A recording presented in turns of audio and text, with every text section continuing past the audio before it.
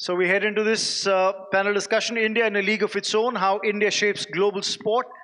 And to share their views and to hear from our eminent speakers, let me invite them on stage. May I request Arun Dhumalji to please step up to the plate, please. Sir, pleasure to have you here with us. Chairman of the Indian Premier League. And the league's grown and gone from strength to strength. We've seen him in various capacities as a cricket administrator. Sir, request you to please be seated. Of course, prime seat in the house. May I also request on stage Mr. Anupam Goswami, Business Head, Mashal Sports and Chairman, Pro Kabaddi. Please, sir, can we have you on stage? A veteran in this industry who's transformed Kabaddi into one of India's most successful sporting leagues and reshaped its popularity worldwide, not just nationwide, let me remind you. May I invite on stage Mr. Raja Chaudhary, Head of Strategy, Asia Pacific and Country Head, India, NBA. Sir, pleasure to have you here with us, requesting you to join us on stage. He's driving NBA's vision of making basketball India's second biggest sport in the country with a focus on technology and fan engagement. Pleasure to have you here with us, Mr. Chaudhary. May I also invite on stage Vita Dani ma'am. Pleasure to have you here with us, co-owner of Chennai NFC, the football club in the ISL, and of course, chairperson of Ultimate Table Tennis. She is a sports entrepreneur and philanthropist, deeply invested in grassroots development and community upliftment through sport. Pleasure to have you here with us, ma'am. And of course, to moderate this session, may I invite Mr. K.C. Vijay Kumar, sports editor of The Hindu, with 3 decades of reporting across World Cups, Olympics, and of course, global sporting events, bringing rich perspective to today's discussion. It's over to you, Vijay. Morning, everyone. Absolute pleasure to be here with these dignitaries on the stage. I just want to take you guys back a little bit in time. 2008, April 18, Chinnaswamy Stadium, Bengaluru. A bunch of cynical journalists, sports writers, cricket writers being in the press box, not having a clue about how IPL will shape out.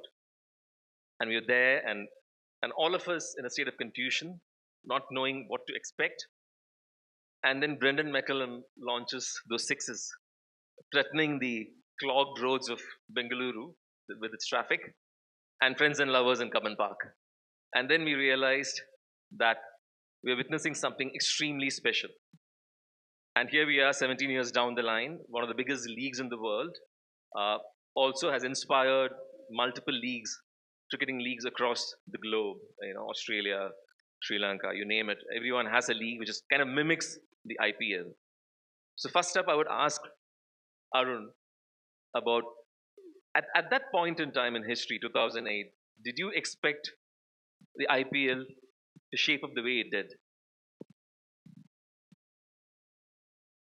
Well, since, first of all, good morning to everyone, and I would like to compliment Hindu and Sportstar for this amazing summit. I'm sure when we are eyeing to host Olympics, this augurs well for the sports, and it will create a platform for that discussion to happen and to be amplified till we host that Olympics and have Olympians in our country. As far as IPL is concerned, we think of IPL being started in 2008, and when we are discussing that how we are going to start more leagues, I think the backdrop for that has to be that was forward integration of the pool of players, pool of cricketers that had happened eventually starting from 83. I see that as a transforming movement, and then the continuity of all the sports icon that BCCI created over there, whether it was Kapil Paji, then Sachin Tendulkar, then Dhoni, Virat, Shubman Gill. That flow continued for years altogether, and the kind of leadership that we have had in BCCI to nurture that. Why it would happen is because BCCI on an annual basis conducts more than 2,500 games for different age groups at various categories for men, women, and the kind of talent pool that we have when we start that league. So you have competitive cricket happening. So there has been no gap from Brian McCullum in the first inaugural game to Vaibhav Suryavanshi in the last edition, wherein a youngster at the age of 14 he's getting his first ball to play and he's hitting that ball for a six. So that continue is what has led to the success of IPL. And if we have to start with other leagues, it cannot be done on the drawing board. It has to be done on the sports field. Create a talent pool of all these sportsmen in the different faculties. Then we can think of having equally successful leagues in the other sports. Mr. Goswami, Kabaddi has always been a fabulous sport. It's seen as a rural sport. Some of us have played at the school level, and it's got a huge market, and it's kind of shown in the TRPs. Third most watched league within the country and abroad.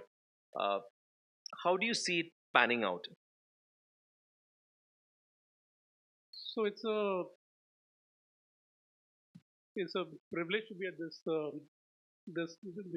before this gathering and before at such a distinguished platform. Sportstar and Hindu are among the strongest supporters of Pro Kabaddi, and thank you so much for that. The opportunity and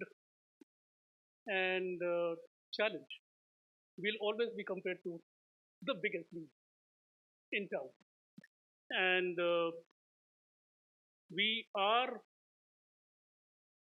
a strong second, but there is a stratospheric level above. How do we see it panning out? I think Arun just spoke of a very the key crucial element that defines success and failure for all sports around the world. It is the amount of competition. And when you go in for a league, a sports league as a modern business construct, one of the challenges would be the the scale of the sport on ground. He just now said 2,500 matches. It's I think my sport would be less than one thing. It would apply for almost every other sports trying to do league. And so, how do we see it panning out? So can you hold the mic a little up? We'll have to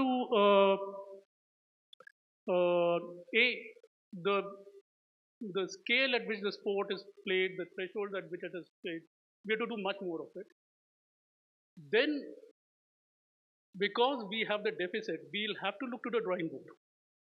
And there will be four things which will be very important. One, your fan, because you're recreating, reinventing the sport. Your focus on fans has to be uppermost, and whatever it takes. Second, the quality of competition. A good league, the fundamental promise has to be just like IPL, that it offers the best level of competition in that sport to the fan. In order to, the third part from for following will be the talent pipeline. Again, we'll follow their and try to emulate what they've done. And lastly, the fourth one, it has to all come together in a scheme of governance, which will be able to give you sustenance as well as other areas of strength, drive other areas of strength which are needed for sports to grow.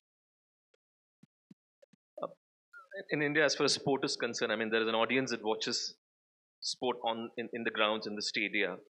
And there's a huge, probably a bigger audience that consumes sport on television.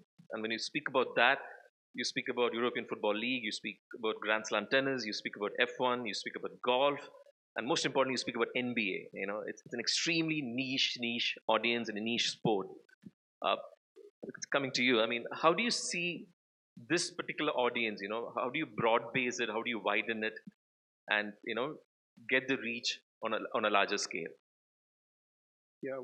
Firstly, thank you for having me on the panel and having such esteemed panelists. So, I think for us, we're obviously in a very different situation as the NBA, as an American league versus the domestic leagues here. And as you say, the NBA is niche. I don't think basketball is niche in India necessarily. Basketball is a very popular sport at the young youth school level. A lot of kids play it.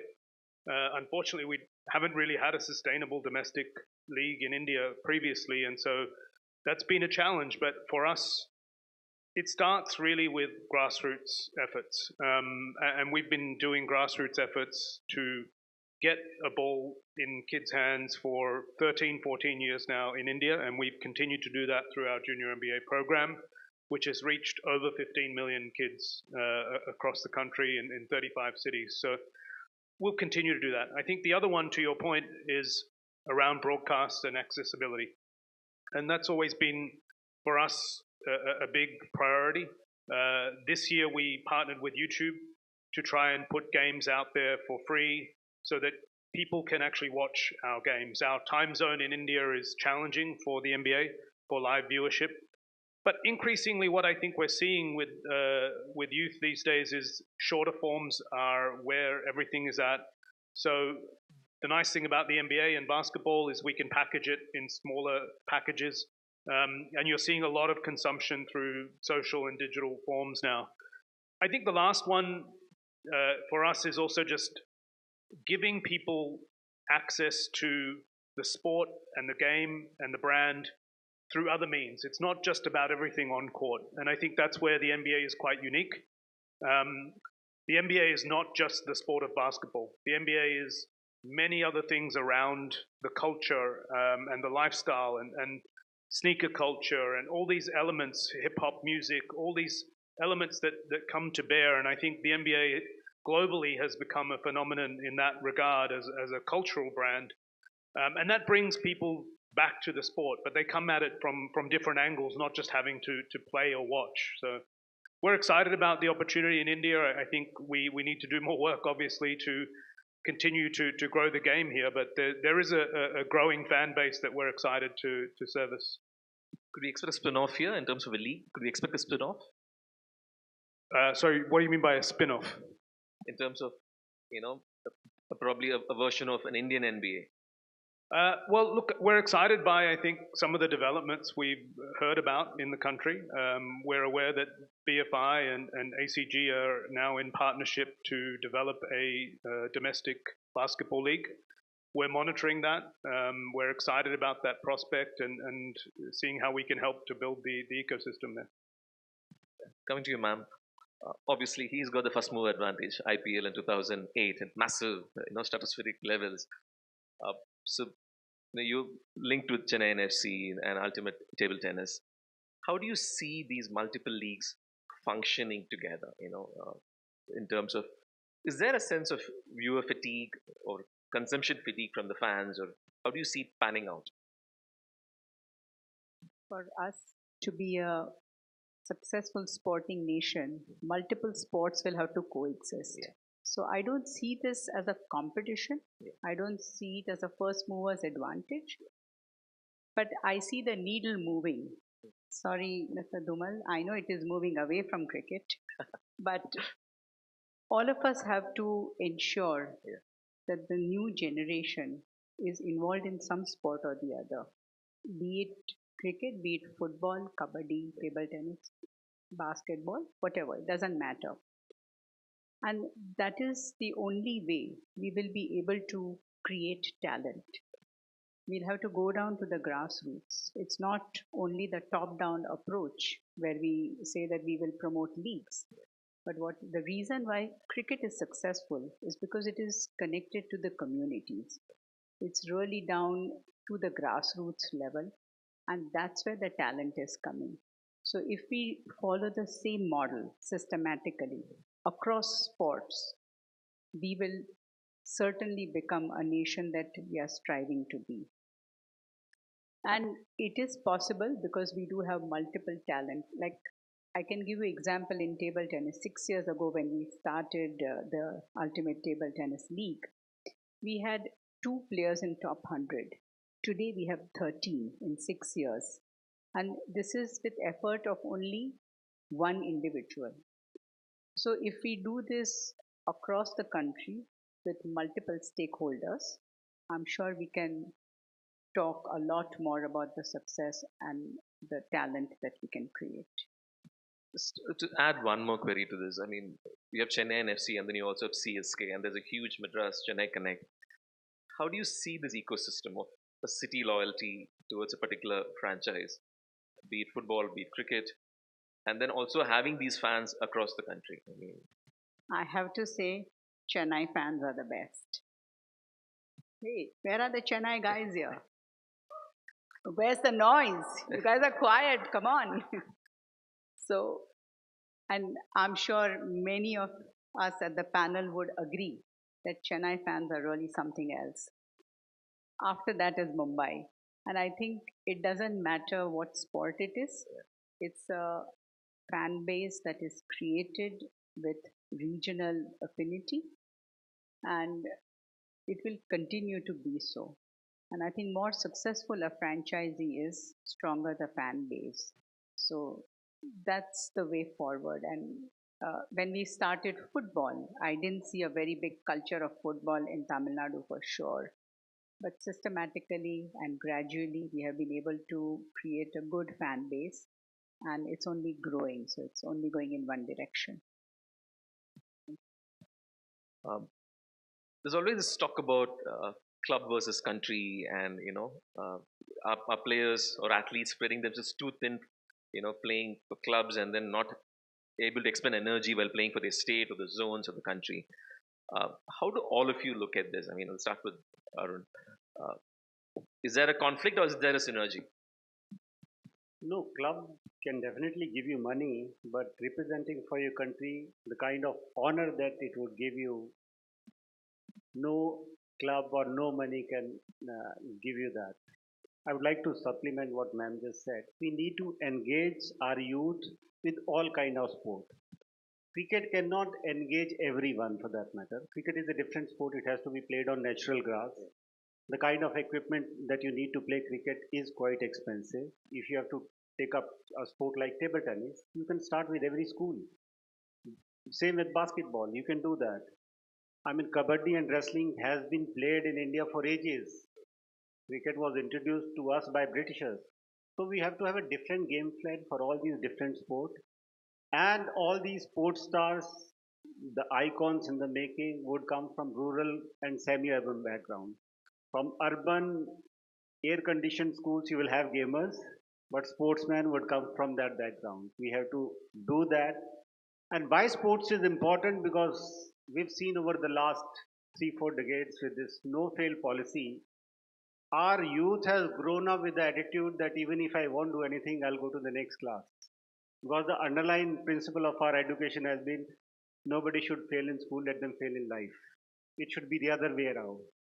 Even if you fail in school, you must make it in life, and it is sport which teaches you that, which trains you for that. Failure is integral part of our life. We need to understand even if I will do 100%, I might fail. But I have to live with it, be strong, rise up again, and go for the next win. We have seen what happened with 23 World Cup. We played some phenomenal cricket, but in the finals we lost it to Australia. But we never gave up. We have to back ICC trophies after that. So that is what sport teaches you. Mr. Goswami, how do you look at this? So, in all sport, Team India in our country is the epitome. So there is no doubt that we country is very, very important. But as a representative of a league, which and that is it's the challenge is that a league is still a drop-down concept.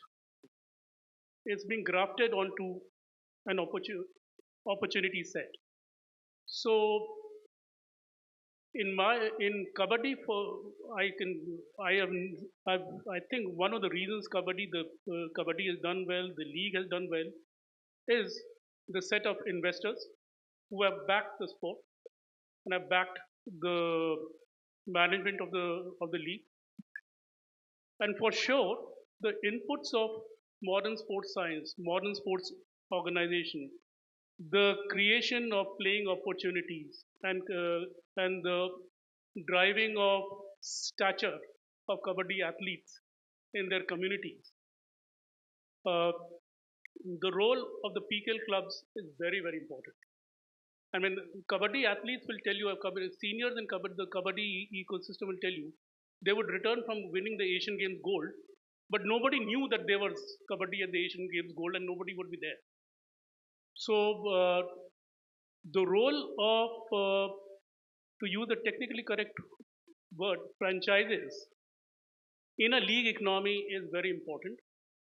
But I think including for all Indian sports leagues, our franchises have to travel a distance to become genuine clubs where they start having legacy uh, value propositions. That growth we have to see. How do you look at that? Because NBA has got a massive legacy, right? Yeah, I think very different perspective. I can give more of a US lens, but I think it's a good reference. All the way back to the Dream Team, when they played in the Olympics for the first time. It's, like Aaron said, there's no replacing that playing for your country. And if you look over the last 30, 40 years for NBA players, it's something special for them. Even the most recent Olympics, you saw LeBron and Steph Curry playing for their country, taking it seriously. I think the interesting thing for the US team and the NBA players is the rest of the world has caught up. And I think that's a really interesting dynamic now, where the US was so dominant both in the NBA and WNBA, and you've got the international teams catching up now at the at the Olympic and World Championship level, and a lot of that is actually tied back to the NBA league. 25% of the NBA now is international players, which is a huge change from 20, 30 years ago where it was predominantly American. So I think as leagues develop, as they internationalize, I think it creates an interesting dynamic depending on where that league is based for the national team discussion as well. Ma'am, your take? I'm sure everyone present here in the room will agree with one thing, that there's no greater pride than having a Tiranga on your jersey. So that comes before anything else, be it club, be it franchisee, be it league, be it anything. As far as table tennis is concerned, we started with 6 teams, we've gone to 8 teams, which we are very happy about. We started city and state-based leagues here. If you look at globally, there are many leagues that are in existence for decades now, be it Bundesliga, French league, Croatian league, name it. I mean, lots of European countries. But the good part is that our league has become like a benchmark. The innovations that we are bringing about are now being adopted in other parts of the world. And I see that as more of an encouragement than anything else, because we are doing something right over here. This is also now being adopted internationally in the calendar or in the international events by the federation. As far as the table tennis calendar is concerned, we have over 120 events happening annually. So if one decides to follow, you can be busy throughout the year. So I see it as a complementing system where one is important and for the existence of the other one, and you gradually climb up, like how it is there in tennis, like the ATP system. That's what we have in table tennis, and I think it's a great system to have. It not only brings the fans together, you play with one another, you play against one another, and I think there cannot be a better exposure than that. I remember when IPL was launched, and back in 2008, there was a bit of the auction and all that, and there was a bit of skepticism. Like Adam Gilchrist said, he felt like cattle in the auction, and then much later, Rahul Dravid said it is a domestic tournament with an international flavor, right? And then obviously that gained depth, gained heft. It's visible. But there's also this talk, I mean, and all of you could answer this. I mean, there's always a talk that there's a balance between backing homegrown players, national players, and also getting more international athletes into the mix so that the intensity goes up. So now in IPL, for instance, only 4 foreigners can play in the 11. Would there be a future in which probably it's much more flexible, wherein the captains could probably fix it, play more foreign players in the 11, and or is it a kind of a confusion there about that? And and it's a question addressed to all of you in terms of striking a balance between your own players and the imports. See, that structure is already there. You can't play more than four Yeah. international players in the IPL team. And rightly so, it is being BCCI's domestic tournament. You have to give the platform to guys like Vaibhav Suryavanshi, Yashasvi Jaiswal to come and share that platform with the best of international cricketers in their dressing room and opposite them. So definitely it has to be there since it is primarily BCCI's tournament, so that curb has to be there. So I don't think so. There should be more flexibility into that. That is good enough for the time being because we have an amazing pool of players in our country. In a country of 1.5 billion people and the kind of craze that we have for cricket, you don't need more flexibility that you need more international cricketers. There have been many seasons wherein few of the cricketers they couldn't make to that IPL season. But despite that, our Indian cricketers they foot the bill. The kind of inning that you would have seen from somebody like Rinku Singh, Yashasvi Jaiswal, it was at par with any of the best international batter. So I think it is working well for us. But with regard to other sports, it could be different. We might not have that kind of talent to begin with, but you need international icons to come and play to create that interest. See, leagues would happen when you create quality sportsmen and they have the followers or fans backing that up. That would eventually work out for the whole ecosystem, keeping in mind the sponsors and broadcasters. So, how you do that is very, very important whether you have depth of pool of players in your country for that particular sport or whether you would want someone to come and inspire billions of fans to engage with that. That is what remains to be seen. It all depends on different sport because I would say one size won't fit all. Could the others add to it?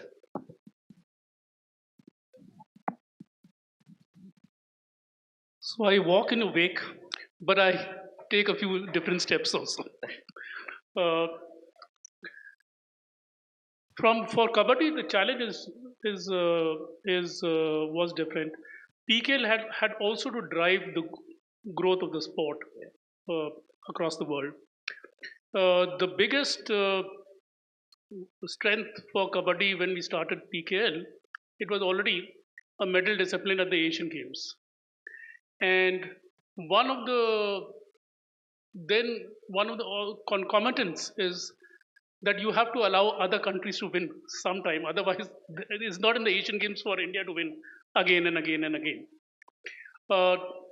When Iran beat India in the kabaddi event at the 2018 Asian Games, many people said it was pro kabaddi which was responsible. Okay.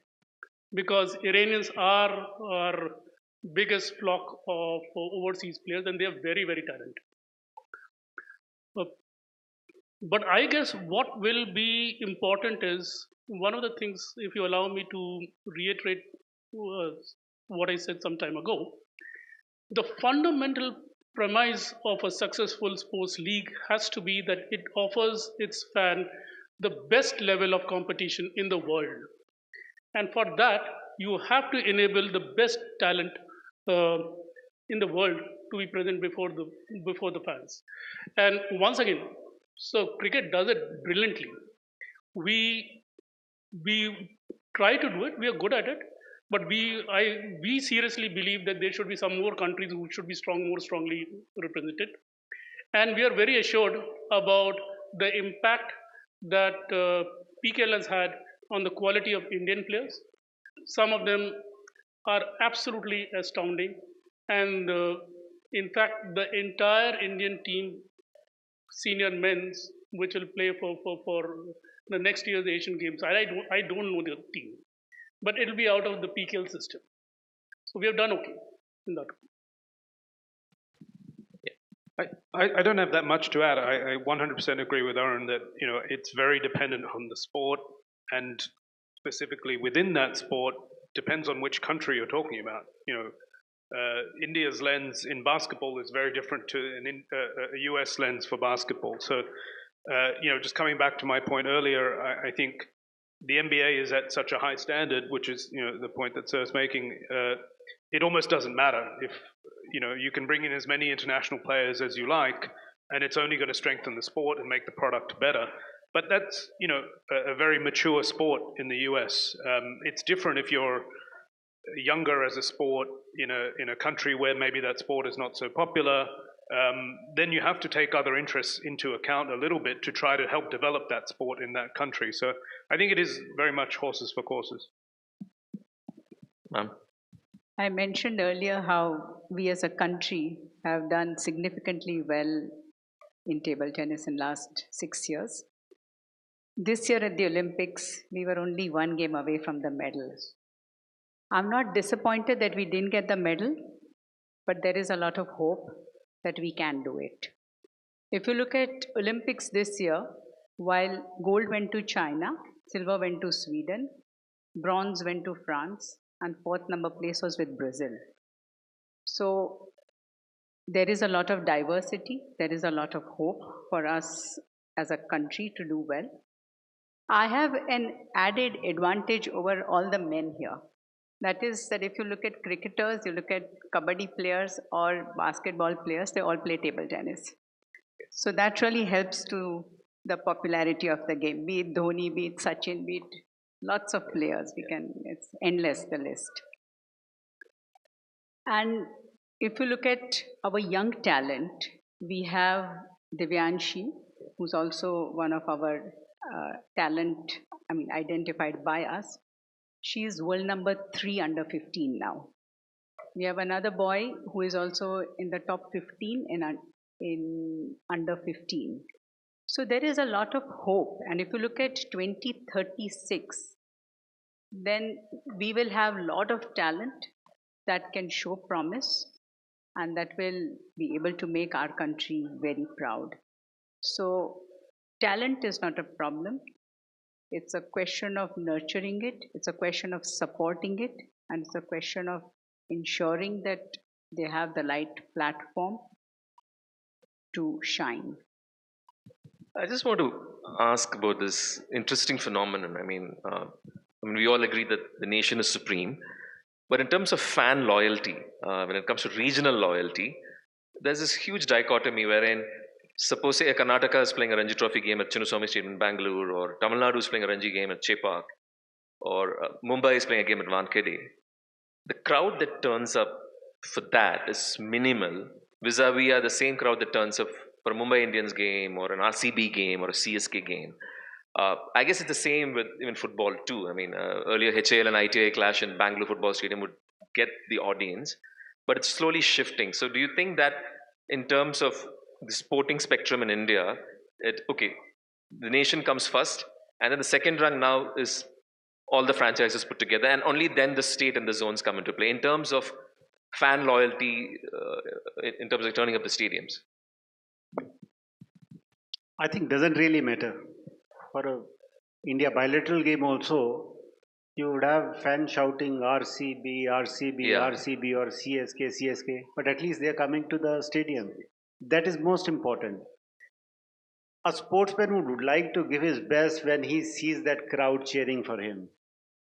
I would like to compliment all my franchise owners who have created that kind of fan base, and they need to be complimented for this.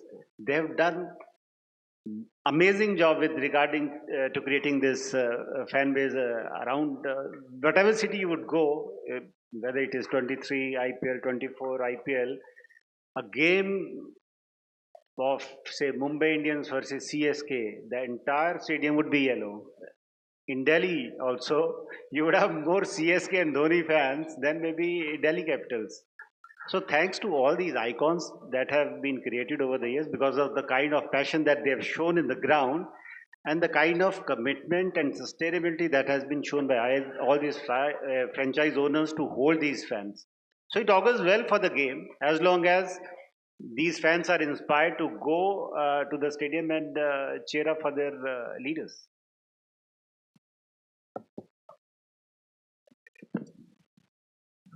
वैसे तो सच है कि pro kabaddi के Bangalore match में fan RCB RCB कहते रहते हैं तो वो that is the scale at which your franchises have worked.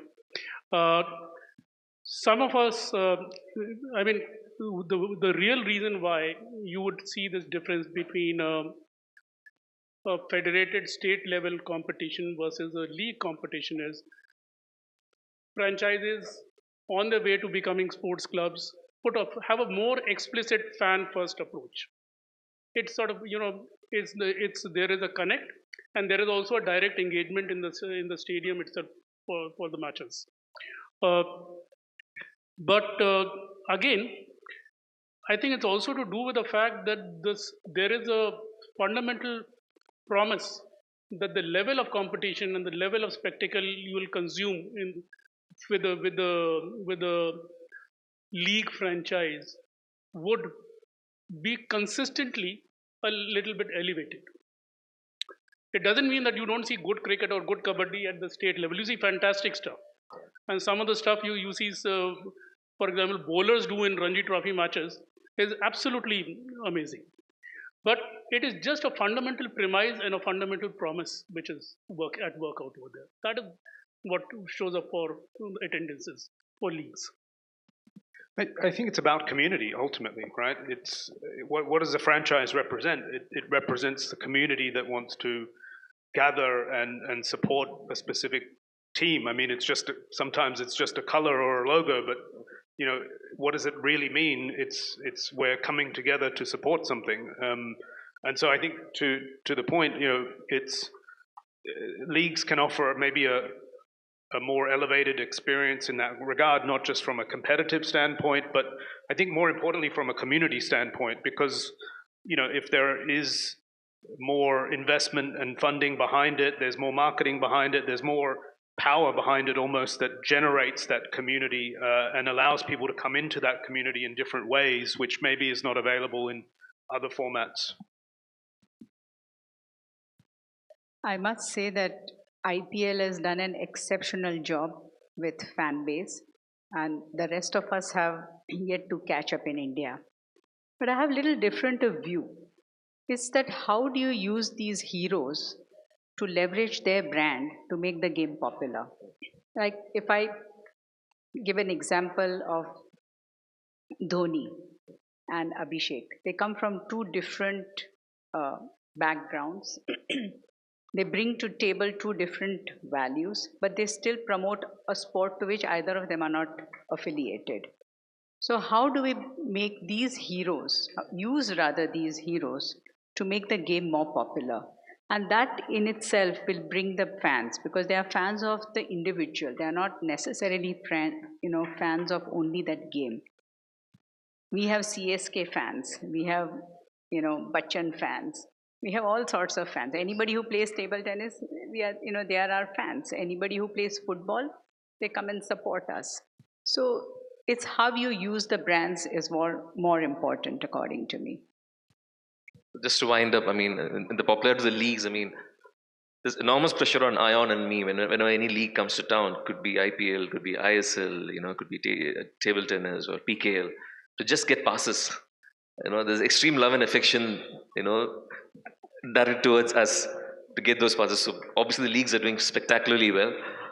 Thank you for this wonderful conversation. I think I'll throw the floor open for a few questions. Could the mic be passed around, please? Anyone? Yeah.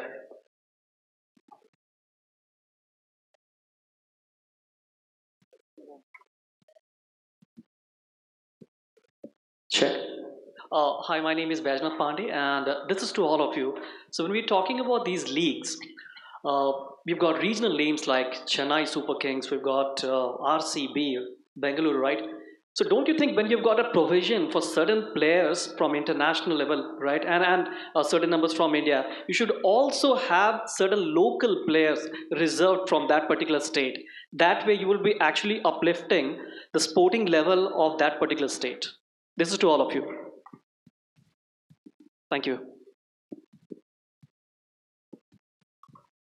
So you would want Indian domestic players to be participating in other leagues. Is that the question, if I get it right? No, so my question is that there should be certain number of players reserved for that particular state that that the name is being taken. So if you're saying Lucknow Giants, or let's say Chennai Super Kings, there should be certain players from Tamil Nadu reserved in that particular team.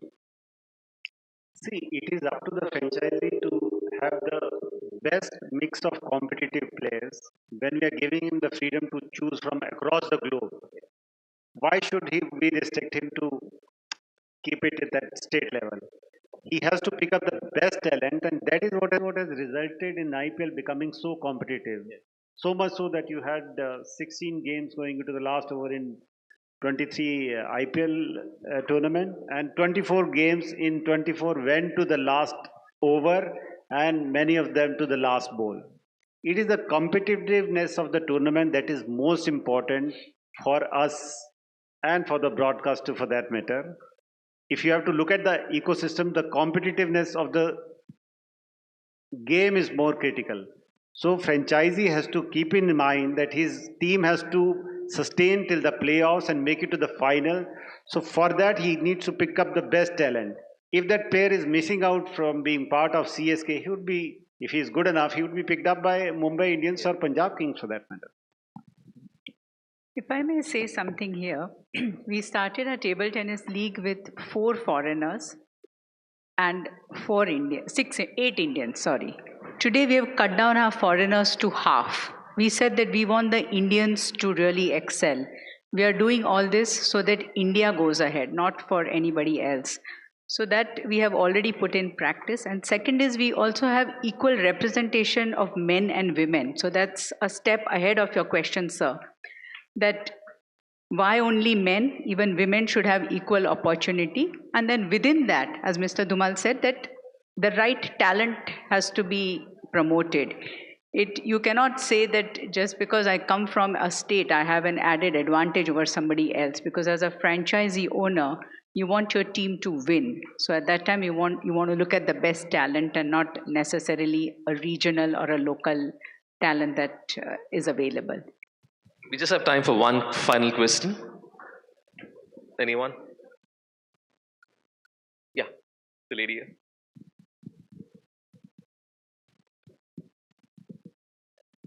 Hi, I'm Leher. I'm a consultant with the Cycling Federation of India. How would you think the playbook will change for a non-stadia sport like a road cycling league? What would your advice be from a conventional stadia sport to if you want to promote a non-stadia sport like a road league, road cycling?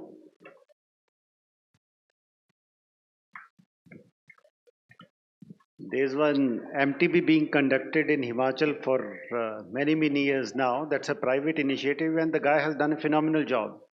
You just have to have that passion and drive to make it that I would want to make it count, and you'll be successful. I'm sure there are many people who have taken up cycling as a passion, as a sport. So you have to have that wherewithal and passion and that willpower to make it do well, and I'm sure sky's the limit. I think you can take marathon as an example. How marathon from a sport has actually become a movement, more like a festival, if I may say so, across countries, across continents. Like that, if you involve the community, as Mr. Dhumal said, then you will really be able to get the masses involved. And that's how it will become a movement. That's how it will become like a regular feature in everybody's life. Yeah, I would echo that statement. I think in this day and age, it's about community and festivalization of sport just as much as the on-court or on-ground product. To give you an example of what the NBA has recently done in India, even though we don't play our games here in India, a few months ago we held an event called NBA House in Mumbai in partnership with Budweiser, and that was a festivalization of all the things around the sport, and it was sold out. Attendees who aren't coming necessarily to watch a stadium sport, which our sport is, but they're coming to participate in things around that sport. So I think that's a newer way of thinking maybe about sport as well. Thank you very much, and that concludes the session. Thank you so much for your thoughts. Thank you. Pleasure.